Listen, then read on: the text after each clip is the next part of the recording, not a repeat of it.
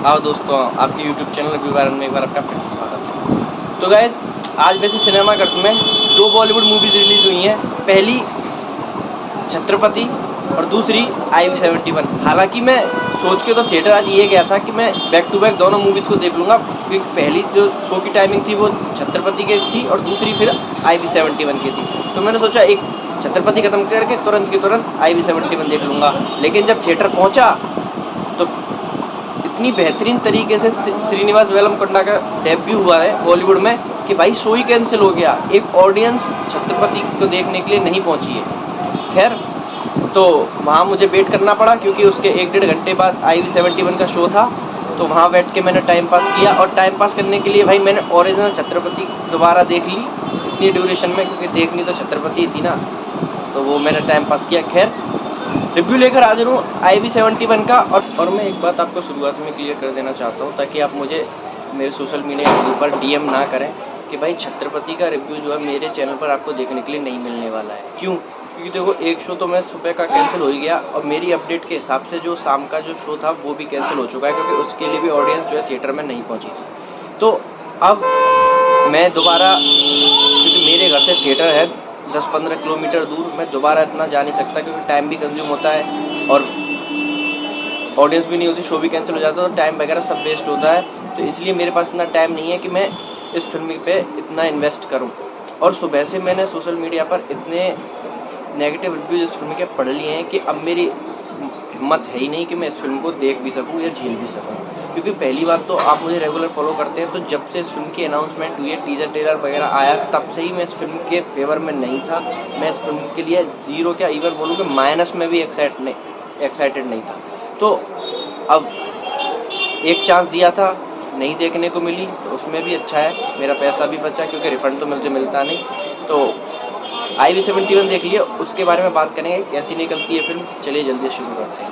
तो 71 उन कहानियों में से एक कहानी पर बनी फिल्म है, जो कहानी हमें सुनने या देखने के लिए बहुत कम मिलती है, लेकिन ये कहानियाँ बहुत ज़रूरी होती हैं हमारे देश की जनता के लिए, ऑडियंस को जानने के लिए ज़रूरी होती हैं, ताकि उनके बीच भी ये कहानी पहुँचे, ताकि उन्हें भी पता पड़े कि हमारे देश में भी ऐसी घटनाएं घट चुकी हैं। देखो, IV71 जब हिंदुस्तान और पाकिस्तान का युद्ध हुआ था 1971 में, जिसे हिंदुस्तान ने जीत लिया था, उस युद्ध से पहले की एक मिशन की कहानी है।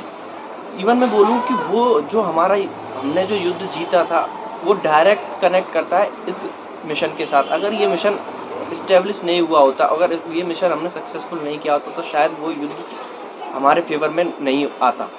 तो गाइस देखो, अगर IV71 के बारे में बात करूं, तो फिल्म IV71 के लीड रोल में हमें देखने के लिए मिलते हैं विद्युत जामवाल, विशाल जेठवा, अनुपम खेर, और इसको डायरेक्ट किया है डायरेक्टर संकल्प रेड्डी ने।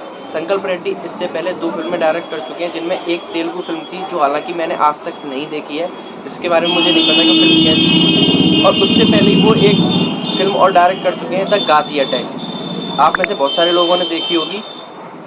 इवन मैं बोलूँ कि मेरी आज भी one of the best thriller movies में से एक आज भी आती है। तो गाइस देखो, संकल्प रेड्डी का नाम जब इस फिल्म के साथ आया, तो मैंने गाजी अटैक देख रखी थी, और गाजी अटैक के बारे में मैं अगर थोड़ा सा आपको 2 लाइन बताने की कोशिश करूं, तो गाजी अटैक में संकल्प रेड्डी ने जो काम किया था, इवन बोलूँ कि research wise, screen play wise, एक फिल्म के execution wise, narration wise, story telling wise, उनका हर काम जो है एक अच्छे तरीके से देखने के लिए मिलता है। और इसीलिए मैं एक एक्सपेक्टेशन लेकर इस फिल्म को देखने के लिए गया था। क्योंकि देखो, लेकिन मैं अगर IV71 देखने के बाद आपको एक लाइन में अपना रिव्यू बताने की कोशिश करूं, तो मैं ये बोलूँगा कि IV71 फिल्म जब शुरू होती है तो हमें भरोसा दिलाती है, क्योंकि उसके शुरुआत के स्टार्टिंग के पॉइंट ही कुछ ऐसे होते हैं जहां हमें ये विश्वास हो जाता है कि फिल्म में हमें कुछ चीज़ें अलग, बाकी की जो भी स्पाई थ्रिलर मूवीज आज तक आई हैं, उनसे कुछ अलग और रियलिस्टिक देखने के लिए मिलने वाली हैं। लेकिन फिल्म खत्म होते होते एक एवरेज का टैग हासिल कर जाती है। इसके बारे में मैं बात करूँ, देखो सबसे पहले बात करना चाहता हूँ फिल्म के कुछ पॉजिटिव पॉइंट के बारे में। तो अगर मैं बात करूँ तो फिल्म का सबसे बड़ा पॉजिटिव पॉइंट नज़र आता है इसका स्क्रीन प्ले। ऐसे देखो, एक स्पाई थ्रिलर मूवी होने के नाते इसका जो स्क्रीन प्ले है वो काफ़ी अच्छा लिखा गया है। फिल्म मात्र 2 घंटे की है, लेकिन 2 घंटे होने के बावजूद भी फिल्म जो है मैं इंगेज करके रखती है, फिल्म के पहले सीन से लेके लास्ट सीन तक। फिल्म के दूसरे पॉजिटिव पॉइंट की बात करूँ तो गाइस दूसरा पॉजिटिव पॉइंट है कि देखो फिल्म को काफ़ी हद तक रियलिस्टिक रखा गया। हमने जितनी भी स्पाई थ्रिलर मूवीज़ देखी हैं उनमें क्या होता है कि मोस्टली जो फिल्में होती हैं उसमें हमें हाई लेवल के एक्शन सीन्स देखने के लिए मिलते हैं, हीरो हीरोइन के रोमांस पर जो है टाइम ज़्यादा वेस्ट किया जाता है, लेकिन यहाँ हीरोइन का तो कोई कैरेक्टर ही नहीं रखा गया है, कोई इवन बोलूँ कि मेन लीड फीमेल का कोई कैरेक्टर ही नहीं है। और ये चीज़ जो है इस फिल्म को रियलिटी के बहुत करीब बनाती है। वरना हमने इतनी ऐसी भी स्पाई थ्रिलर मूवीज़ देखी हैं जहाँ मेन लीड एक्टर जो कि एक स्पाई है वो पूरा टाइम वेस्ट कर देता है, फिल्म का आधे से ज़्यादा तो उनके रोमांस को इस्टेब्लिश करने में दिखा दिया जाता है। तो ये जो ये चीज़ है इस फिल्म की मुझे काफ़ी ज़्यादा पसंद आई। ना तो फालतू का कोई रोमांस है, ना फालतू के एक्शन सीन्स है। इवन बोलूँ कि विद्युत जामवाल जैसा एक इतना बड़ा एक्शन हीरो होने के बावजूद भी फिल्म में काफ़ी जगह ऐसी चीज़ें थीं जहाँ विद्युत जामवाल को उनके उसी तरह से प्रेजेंट किया जा सकता था जिस तरह से लोग उन्हें देखना पसंद करते हैं एक्शन करते हुए, लेकिन वहाँ भी उनको एक्शन ना करते हुए उनको जिस तरह से दिखाया गया है ना भाई, वो इस फिल्म को के लिए मैं बोलता हूँ कि एक बहुत बड़ा पॉजिटिव पॉइंट और फिल्म बाकी की स्पाई थ्रिलर मूवीज़ से अलग हटके बनाता है। देखो एक छोटा सा एग्जाम्पल देता हूँ कि आज तक हमने जितनी भी स्पाई थ्रिलर मूवीज़ देखी हैं वहाँ जब मेन लीड एक्टर की एंट्री होती है तो वहाँ वो एक मिशन को ख़त्म करते हुए दिखाया जाता है ताकि ये पता चल सके कि भाई वो कितना ताकतवर है। चाहे पठान की बात करूँ, चाहे टाइगर सीरीज़ की बात करूँ, चाहे बेबी की बात करूँ, इवन चाहे वॉर की बात करूँ, उनसे बताया जाता है, ऑडियंस को बताने की कोशिश की जाती है कि कितना मजबूत कैरेक्टर है लीड एक्टर का। लेकिन मैं आपको बताऊँ कि यहाँ विद्युत जामवाल जो है रॉ के एक ऑफिसर बने और उनकी जो एंट्री होती है भाई वो एंट्री ना तो किसी एक्शन वाली है, ना हमें उसमें इवन मैं बोलूँ कि हाथ पैर भी चलते हुए नहीं दिखते किसी के खिलाफ। क्यों? क्योंकि वहाँ डायरेक्टर ने उनको उसी तरह से प्रेजेंट किया है जिस तरह से एक रॉ के जो एजेंट हैं, जो स्पाई है वो करते होंगे। क्योंकि वो एक हिंदुस्तानी एजेंट होने के बावजूद पाकिस्तान की इतनी बड़ी फौज के ऑफिस में घुस जाते हैं और वहाँ से अपने बंदे को सही सलामत ले आते हैं बिना किसी को उंगली अटैच किए हुए, सिर्फ अपने दिमाग की वजह से। तो भाई यहाँ ये कन्विंस मैं तो हो जाता हूँ कि हाँ रॉ के जो एजेंट होते होंगे वो इसी तरह से होते होंगे, वो हाथ पैर चलाने से ज़्यादा बुद्धि का इस्तेमाल करना जानते होंगे। तो ये चीज़ मुझे इस फिल्म की काफ़ी ज़्यादा बेहतरीन लगी, वरना वहाँ हाथ पैर चलवाए जा सकते थे विद्युत जामवाल से। तीसरे पॉजिटिव पॉइंट की बात करूँ तो गाइस तीसरा पॉजिटिव पॉइंट है स्टार कास्ट की परफॉर्मेंस। देखो विद्युत जामवाल ने जिस तरह से अपने कैरेक्टर को प्ले किया है उस कैरेक्टर में उनकी ईमानदारी, उनकी लगन और उनका एफर्ट दिखता भी है।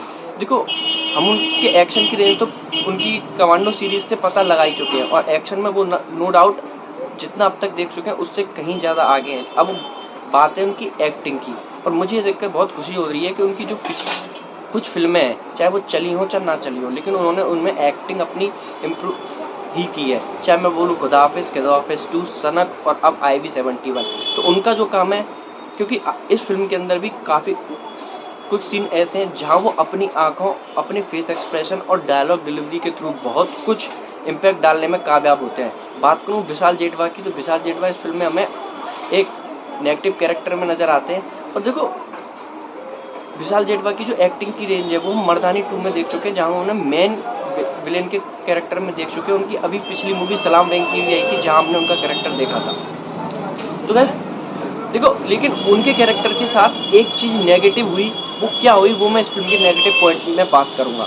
अनुपम खेर की बात करूँ तो गाइस अनुपम खेर जो है वो इस फिल्म में एक रॉ अधिकारी की भूमिका में, सीनियर की भूमिका में निभाते हैं। उनका काम स्क्रीन स्पेस भी कम है, इसीलिए मैंने उनका काम इवन बोलूँ कि विशाल जेठवा से भी ज़्यादा कम दिखाया गया है, स्क्रीन स्पेस उनको कम दिया गया है, लेकिन जितना दिया गया है अनुपम खेर ने अपना काम अच्छा किया है। अब देखो अगर लास्ट पॉजिटिव पॉइंट की बात करूँ तो इस फिल्म का लास्ट पॉजिटिव पॉइंट है इस फिल्म का बैकग्राउंड म्यूज़िक।